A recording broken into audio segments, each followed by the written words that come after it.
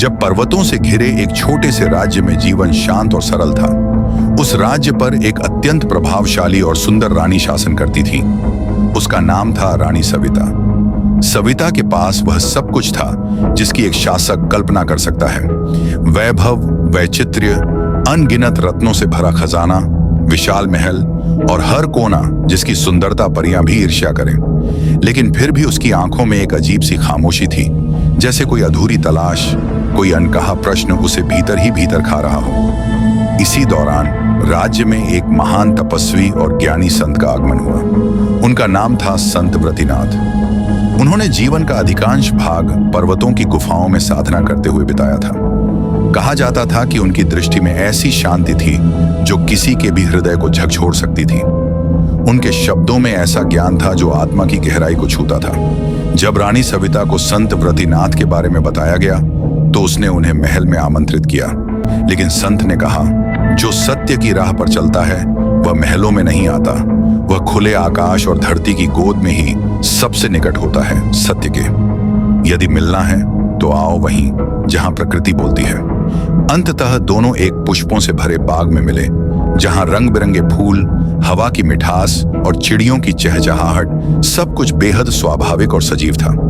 लेकिन उस दिन रानी को वह बाग भी केवल बाहरी रूप से सुंदर लगा। उसका मन किसी और ही खोज में भटक रहा था। संत व्रतिनाथ ने उसकी आंखों में देखा और कहा, सविता, तुम्हारी आंखों में सवालों का सागर है, पर उत्तर तुम्हारे भीतर छुपे हैं। बाहर कुछ नहीं मिलेगा जो तुम्हें पूर्ण कर सके।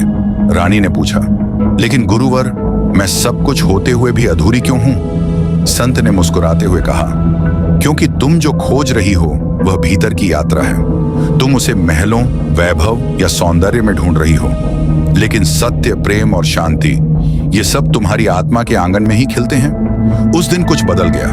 रानी सविता ने अपना सिंहासन छोड़ दिया। उसने अपने रत्न, वस्त्र, अधिकार सब कुछ त्याग दिया और संत व्रतिनाथ के सानिध्य में साधना का मार्ग चुना। कई महीनों तक वे पर्वतीय आश्रम में मौन, ध्यान और आत्मावलोकन में डूबी रहीं। दिन बीतते गए, ऋतु बदलती गई और सविता के भीतर एक नई रोशनी जगने लगी। संत व्रतिनाथ केवल उपदेश नहीं देते थे, वे प्रेम का सजीव रूप थे। उनका मौन ही उत्तर बन जाता था। रानी अब साध्वी सविता बन चुकी थी, एक ऐसी आत्मा जो अपने भीतर का प्रेम पहचान चुकी थी। वह प्रेम अब किसी व्यक्ति या वस्तु तक सीमित नहीं था। वह प्रेम ब्रह्मांड से एकाकार हो चुका था। एक दिन साध्वी सविता ने पूछा, गुरुवर, क्या प्रेम को पूरी तरह समझा जा सकता है? संत व्रतिनाथ ने उसकी ओर देखा। उनकी आंखों में करुणा और गहराई थी। उन्होंने कहा, प्रेम वह नहीं जो देखा जाए, समझा जाए या किसी से पाया जाए। प्रेम तो वह है जो बन जाया जाए।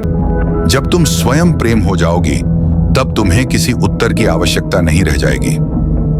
उस दिन बिना किसी वियोग के साध्वी सविता ने संत से विदा ली। लेकिन वह जानती थी अब संत व्रतिनाथ उसे कभी दूर नहीं हो सकते। उनका प्रेम, उनकी शिक्षा अब उसकी आत्मा में समा चुकी थी। वह अपने राज्य में लौटी नहीं, बल्कि एक नया राज्य बसाया, प्रेम, करुणा और सत्य का। अब वह केवल एक रानी नहीं, एक साधिका थी, दिव्य पथ की प्रेरणा जो हर आत्मा को उसकी खोई हुई शांति की ओर ले जाती थी।